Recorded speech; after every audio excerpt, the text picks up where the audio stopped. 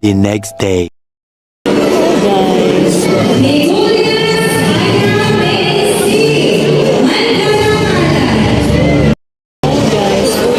ngayon guys is medyo guys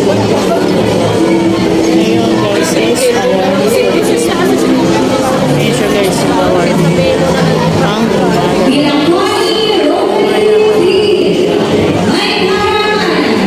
sa awarding ng pang grade 8 sa 9 tapos sa guys is grade 7 to 10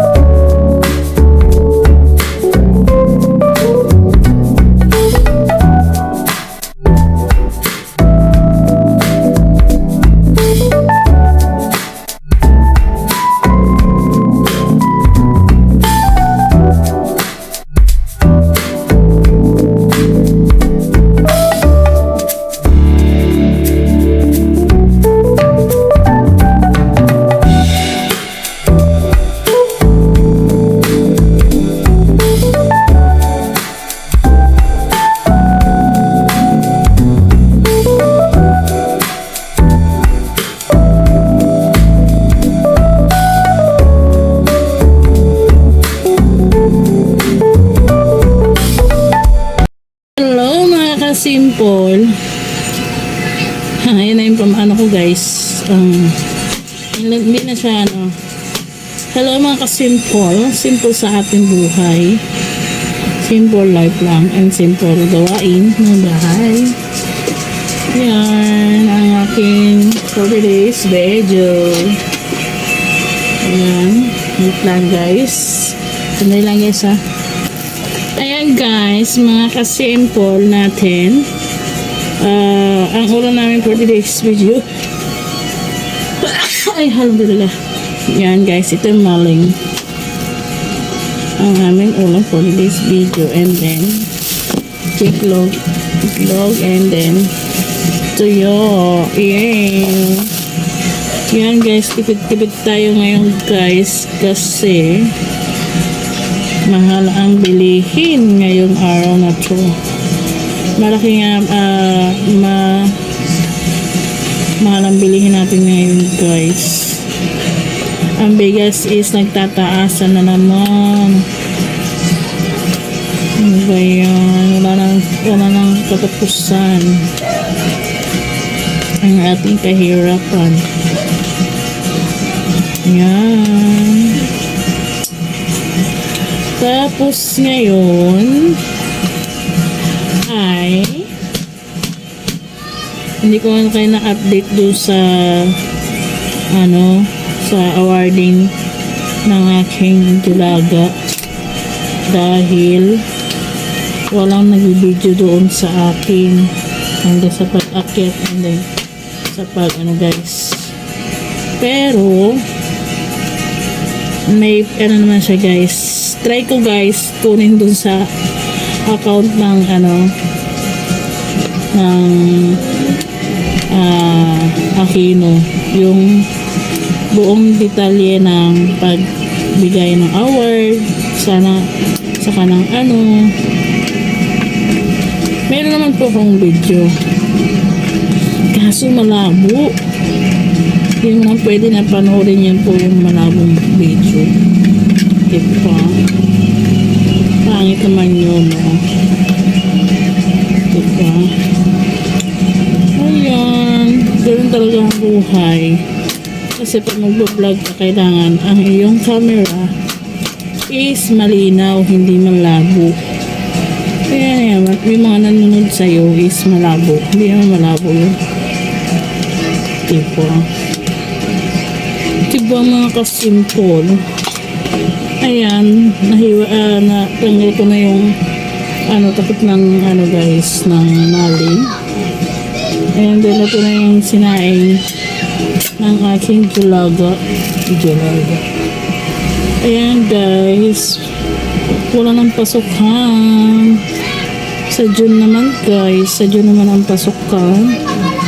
And tuwa-tuwa nga yung mga estudyante kasi wala nang pasok. Ayan, tapos another naman tayo, April, mga 2 months lang ang kanilang bakasyon.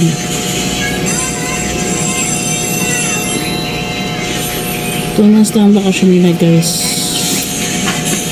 Ayan, tira lang. Kaya mahirap siya ibaon. Siguro hindi ko na kayo dadalhin sa aking nito guys kasi mahaba na yung aking video. Saka ako na po ay humihingi ng paumanhin dahil ang aking pagkuha ng video sa awarding ng alaga ko guys is malabo. Kaya malayo nga kami sa stage. Kami yung pinaka huling magulang doon sa bigay ng awarding. Pero in fairness kahit hindi kami ang nauna na bigyan ng awarding bago yung grade 10.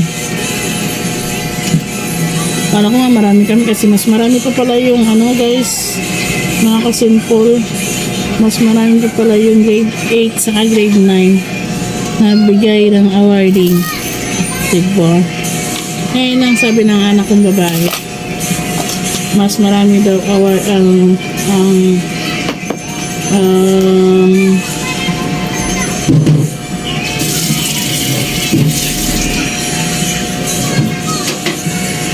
marami pa daw yung grade 8 saka 9 na magkaroon ng awarding. Yan. Bigyan ka dito lang guys. Update ko na lang kayo tomorrow. Ganito na lang po. Ingat po kayo palagi.